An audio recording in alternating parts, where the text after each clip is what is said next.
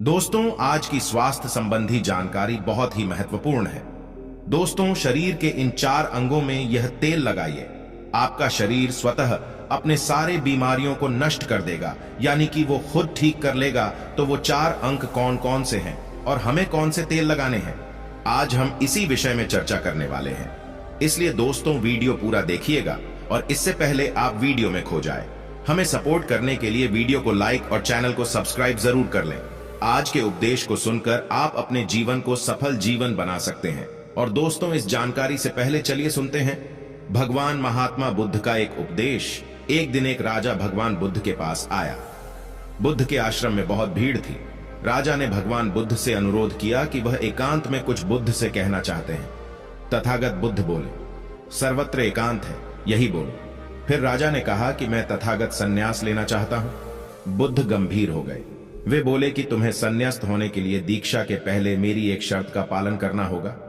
राजा ने स्पष्ट किया कि जब दीक्षा लेनी ही है और संन्यास्त होना ही है तो मुझे आपका सभी शर्तें मंजूर हैं। और फिर तथागत बुद्ध ने आदेश दिया और कहा, अपने कपड़े उतारो, अपने जूते उतारो और नग्न हो जाओ, और इसी नग्न अवस्था में अपने राज के राज्य मार्गों पर स्वयं को जूते मारते हुए चक्कर लगाकर आओ। राजा असमंजस में पड़ गया। तथागत बुद्ध ये क्या कह रहे हैं? मैं एक राजा हूं, इस तरह से मैं नग्न होऊंगा और नग्न होकर अपनी ही सड़कों पर कैसे खुद को जूते मारते हुए चक्कर लगाओ। लेकिन फिर भी राजा को संन्यास्त होना था, तो उन्होंने भगवान बुद्ध की शर्तें मान ली और वे वैसा ही करने के लिए निकल पड़ा। राजा ने वैसा ही किया। वह नग्न होकर स्वयं को जूते मारते हुए राज्य की सड़कों पर दौड़ने लगा। और यहाँ उसके चले जाने पर शिष्य ने बुद्ध से कहा कि भंते, जब हम आपसे दीक्षा लेने आए थे तब आपने तो ऐसी कठोर शर्त नहीं लगाई थी। आप तो स्वयं करुणा अवतार हैं, फिर आपने राजा के साथ ऐसा कठोर व्यवहार क्यों किया? तब भगवान बुद्ध बोले, जब तुम लोग संन्यास लेने आए थे तब तुम्हारे अहंकार बहुत बड़े नहीं थे, इसीलिए तुम लोगों से घर घर भिक्षाटन करवा के ही काम बन गया। यह तो एक बड़े राजा है, इसका अहंकार भी बहुत बड़ा है, इसलिए जितना बड़ा रोग उतनी बड़ी दवाई, इसलिए महारोग की दवाई भी अधिक शक्तिशाली होती है। किसी कारणवश मैंने इनका परीक्षा भी इतना कठिन किया है। राजा जब इस दशा में अपनी ही प्रजा के सामने से गुजरेगा तो उसका अहंकार चूर चूर हो चुका होगा। राजा ने शाम तक शर्त पूरी कर ली और बुद्ध के चरणों में आकर गिर गया और फिर बोला, तथागत, अब तो मुझे आप दीक्षा देकर मुझे संन्यास्त करें। भगवान बुद्ध ने राजा के सिर पर मुकुट रखा और कहा कि अब तुम्हें संन्यास लेने की जरूरत ही नहीं है। जाओ और कर्ता भाव छोड़कर साक्षी भाव से राज करो। अब तो तुम राजस्व हो चुके हो, अब तुम राजस्व हो।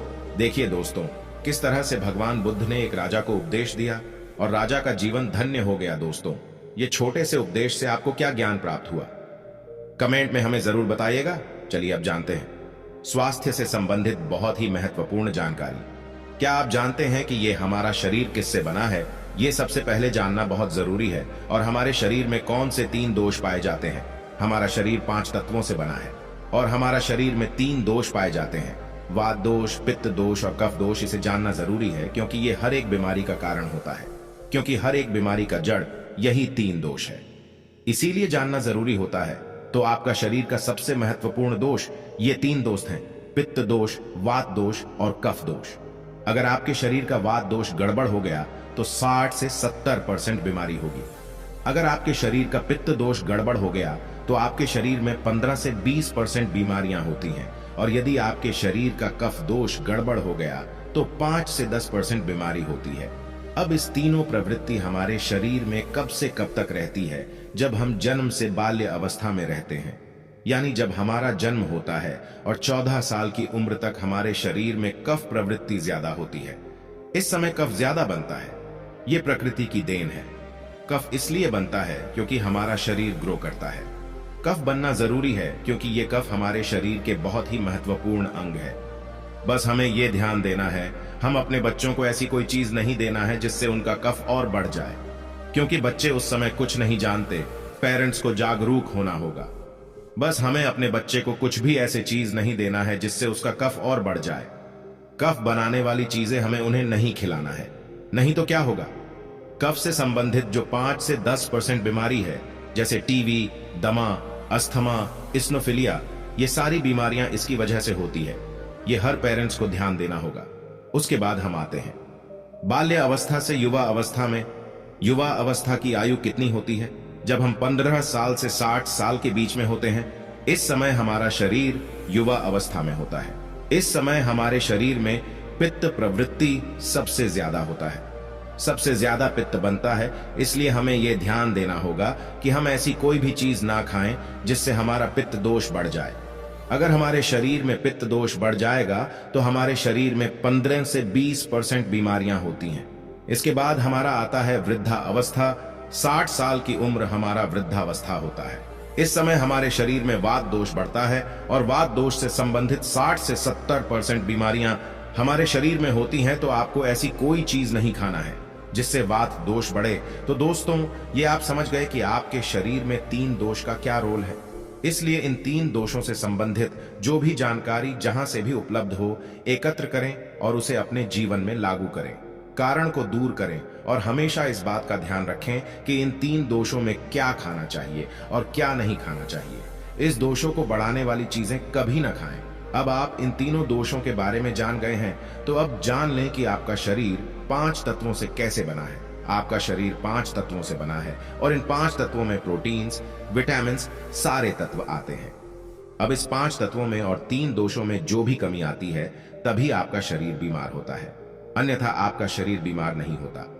अब आप समझ गए आपका शरीर बीमार होने का क्या कारण है। जैसे कुछ लोग रोते हैं, भगवान ने हमें ये कष्ट दे दिया, भगवान ने हमें ये बीमारी दे दिया, हमें गैस्ट्रिक अल्सर हो गया, हमें थायराइड, ब्लड प्रेशर, शुगर हो गया। क्यों हो गया? भगवान ने नहीं दिया, आपने खुद पाला है। जब प्रकृति आपको खाना खाने के नियमों का पालन करने के लिए कहती है, पानी पीने के नियमों का पालन करिए, इस प्रकृति का नियम पालन करिए, तो आप क्यों नहीं कर रहे हैं? जबकि हमारा शरीर उसी तत्वों से बना है, प्राकृतिक तत्वों से ही तो बना है। हमारा शरीर भी पानी से ही तो बना है, खाने से ही तो बना है, पोषक तत्वों से ही तो बना है। ये सारे नियमों का आपको पालन करना होगा। अब जब ये हमारा पित्त दोष कह रहा है कि ये चीज नहीं खाई, ये पित्त और बढ़ेगा, तो आप उसे क्यों खाते हैं? पिज्जा, बर्गर आप क्यों खाते हैं? चाय आप क्यों पीते हैं? चीनी आप क्यों खाते हैं? मैदा आप क्यों खाते हैं? जब आप ये सारी चीजें खा रहे हैं तो आपके पेट में एसिडिटी बनेगा, आपका पाचन तंत्र बीमार पड़ेगा। तो जब आपका पाचन तंत्र बीमार होगा तो अनेक बीमारियां आपको आएगी। ये तो आप खुद कर रहे हो ना, ब्रह्मांड नहीं दे रहा है, भगवान नहीं कर रहा है, आप इसे खुद जाने अनजाने में कर रहे हैं। हम अपने मन को, अपनी जीभ को कंट्रोल नहीं कर पा रहे हैं। तो दोस्तों, ये सारी चीजें आप छोड़ दीजिए।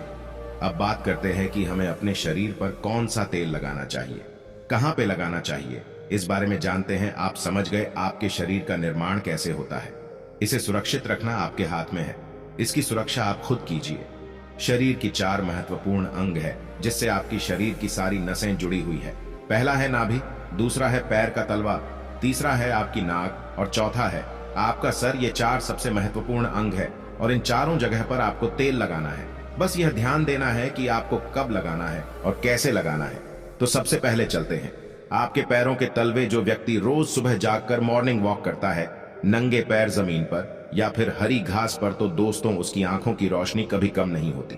तो इसीलिए आपको पैरों के तलवे में शुद्ध तोरी का तेल लगाना है। इसके अलावा आप शुद्ध सरसों का तेल भी लगा सकते हैं। जब आप रात में सोने जाए तो उसके पहले गुनगुने पानी से अपना पैर धो लीजिए। पैर धोने के बाद बढ़िया से उसे साफ कर लीजिए। सूख जाए जब आप बिस्तर पर लेट जाए और अपने हाथ से मालिश कर लीजिए। रात में सोते समय यही शुद्ध सरसों का तेल, और जैसे ही आप अपने 5 मिनट दोनों हाथों से मालिश करेंगे, तेल से गर्माहट आएगी, तुरंत ही आपको नींद आना शुरू हो जाएगा।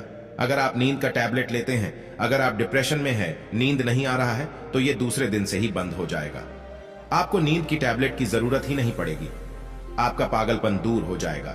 याददाश्त बहुत तेज होती है, दिमाग से संबंधित सारे समस्याएं खत्म, और एक ही बार में आप 10 बजे सो रहे हैं। 4 बजे से पहले आपकी नींद ही नहीं खुलेगी। इतनी बढ़िया नींद आती है। तो पैर के तलवे में तेल लगाने से आपके पाचन तंत्र मजबूत होता है, याददाश्त तेज होती है, भूख लगती है, शरीर में शक्ति मिलती है, ऊर्जा मिलती है, यानी कि शरीर की सारी पोषक तत्वों को आपूर्ति कर देता है। दूसरा स्थान है नाभि, जो कि आपके शरीर का सबसे महत्वपूर्ण अंग है। नाभि के पीछे एक पेकोटी ग्रंथि पाई जाती है और इसी पेकोटी ग्रंथि से शरीर की सारी नसें जुड़ी हुई होती है, और ये शरीर की सबसे शक्तिशाली ग्रंथि होती है।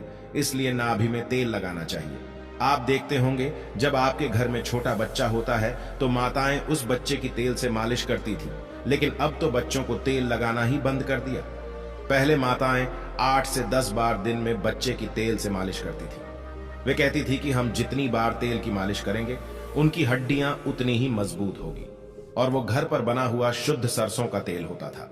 और वो शुद्ध सरसों घर का तेल और किसका बनाती थे? किसी सरसों को भून करके सरसों को रोल कर पहले जो उसी से मालिश करती थी, पहले वो लगा देती, उसके बाद छोड़ा करके। लेकिन आज फैशन बदल गया है। लोग तरह तरह के केमिकल युक्त तेलों से मालिश कर रहे हैं। ये किसी काम का नहीं। दोस्तों, कंपनियां हमें सिर्फ बेवकूफ बनाती हैं और इससे सिर्फ बीमारियां होती हैं, क्योंकि बच्चों की मालिश के लिए सबसे अच्छा तेल सरसों का है। और गांव के बच्चों को माताएं आज भी सरसों के तेल की मालिश करती है। गांव के बच्चे शहर के बच्चों की तुलना में कितने कमजोर हैं, इसे आप खुद अनुमान लगा सकते हैं। तो दोस्तों, यह नाभि आपके शरीर का सबसे शक्तिशाली हिस्सा है। तो जब माताएं नाभि में तेल की मालिश करती थी तो पहले फूंक मारती थी। फूंक मारने के बाद उसमें तेल लगाती थी और दिन भर में 3 से 4 बार तेल लगाती थी। तो दोस्तों, आपको भी आज से शुद्ध सरसों का तेल रात में सोते समय नाभि में लगाना है। और जब आप नाभि में तेल लगाते हैं तो इसके क्या फायदे होते हैं, आप ये जानकर चौंक जाएंगे। पहला फायदा, आपको अच्छी नींद आएगी। दूसरा फायदा, दिमाग से संबंधित कोई भी समस्या नहीं होगी। तीसरा फायदा, आपका पाचन तंत्र मजबूत रहेगा। चौथा फायदा, आपको भूख बढ़िया लगेगी। पांचवा फायदा, आपके शरीर का सारा दर्द दूर हो जाएगा। छठा फायदा, आपकी आंखों की रोशनी बढ़ जाएगी। यानी कि शरीर के हर एक अंग के लिए फायदेमंद है। पैर का तलवा हो गया, नाभि हो गई। अब हम एक कदम आगे चलते हैं, वो है नाक, कान और आंख। तो दोस्तों, आपको नाक में क्या करना है? अगर आपको गाय का शुद्ध देसी घी मिल जाए तो घी की एक बूंद दाईं नाक में और एक बूंद बाईं नाक में, दोनों नाक में एक एक बूंद डालनी है। रोजाना दोनों नाक में एक एक बूंद डालें। इसके इतने फायदे हैं, मैं यहाँ गिनाते गिनाते थक जाऊंगा। आपका पागलपन दूर हो जाएगा। अगर किसी को पागलपन है, अगर पागलपन का इलाज चल रहा है तो 3 से 4 महीने के अंदर पागलपन की दवा बंद हो जाएगी। अगर आपके कान के पर्दे में छेद है तो बिना ऑपरेशन के ठीक हो जाएगा।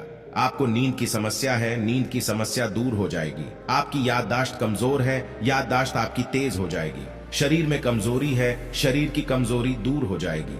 जुकाम आपको कभी पूरी जिंदगी में नहीं होगा। जुकाम सर्दी की नाक से संबंधित जितनी भी बीमारी है आपको नहीं होगा। अब एक अंग और है जहां से आपका शरीर पूरा दिमाग जुड़ा हुआ है, वो है सिर। अगर गर्मी का सीजन है तो आप स्नान करते होंगे। जब स्नान करके निकले, स्नान करने के बाद जब आपके बालों का पानी सूख जाए तो आपको अपने सिर में शुद्ध सरसों का तेल लगाना है। जैसे ही आप अपने सिर में सरसों का तेल लगाकर सिर की मालिश करेंगे तो आपको 10 मिनट बाद नींद आना शुरू हो जाएगा। सिर में सोते समय तेल लगाने से कई सारे फायदे हैं, जैसे आपका जो बाल पक रहा होगा वो भी रुक जाएगा। आपको नींद बढ़िया आएगी, दिमाग की याददाश्त पावरफुल होगी, शरीर की शक्ति बढ़ेगी, शरीर की कमजोरी दूर हो जाएगी। यानी कि शरीर की सारी शक्तियां आपको मिलेंगी सिर में तेल लगाने से।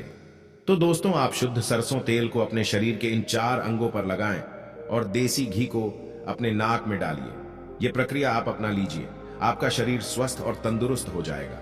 जैसे हमने कहा कि यह हमारा शरीर है, हमारा शरीर हमारे ऊपर डिपेंड है। हम इसे किस तरह से रखते हैं? मान लीजिए एक कपड़ा है, आप उसे कितनी सेफ्टी से रखते हैं। खासतौर पर सफेद कपड़ा हो गया, आप उसे पहनते हैं, पहन के बाहर जाते हैं तो आप उसे बहुत बचा बचा कर रखते हैं कि कहीं गंदे स्थान पर टच ना हो जाए। सफेद कपड़ा है, इसमें दाग लग जाएगा। कितना बचा बचा के चलते हैं और फिर आते ही खूंटी में निकालकर आराम से टांग देते हैं, जिससे उसमें दाग नहीं लगता है। और फिर अगले दिन पहनते हैं और उसको ध्यान से प्रेस आयरन वगैरह करते हैं। तो दोस्तों, ठीक उसी प्रकार इस शरीर की देखभाल आप खुद कीजिए। जितनी आप इस शरीर की देखभाल करेंगे उतना ही आपका शरीर स्वस्थ व निरोग बना रहेगा। तो जैसे हमने कहा, इसका पालन करिए, आप प्रकृति के नियम का पालन करिए। तो दोस्तों, आज से अभी से आप इन 4 जगहों पर तेल लगाना शुरू कर दीजिए। तो दोस्तों, उम्मीद करता हूं आपको इस कहानी से बहुत कुछ सीखने को मिला होगा। यह कहानी आपको कैसी लगी हमें कमेंट बॉक्स में कमेंट करके जरूर बताएं और इस वीडियो को लाइक भी जरूर करें और साथ ही इस वीडियो को अपने दोस्तों के साथ जरूर शेयर करें ताकि उन्हें भी इस कहानी से कुछ सीखने को मिल सके। ऐसी ही प्रेरणादायक और बुद्धा स्टोरी सुनने के लिए हमारे चैनल बुद्धा वाइज वर्ड को सब्सक्राइब करके बेल आइकन को जरूर दबा दें ताकि आने वाली अगली वीडियो की नोटिफिकेशन आपको मिल सके। इस वीडियो में बस इतना ही, मिलते हैं अगली वीडियो में। जब तक अपना ख्याल रखिएगा। धन्यवाद।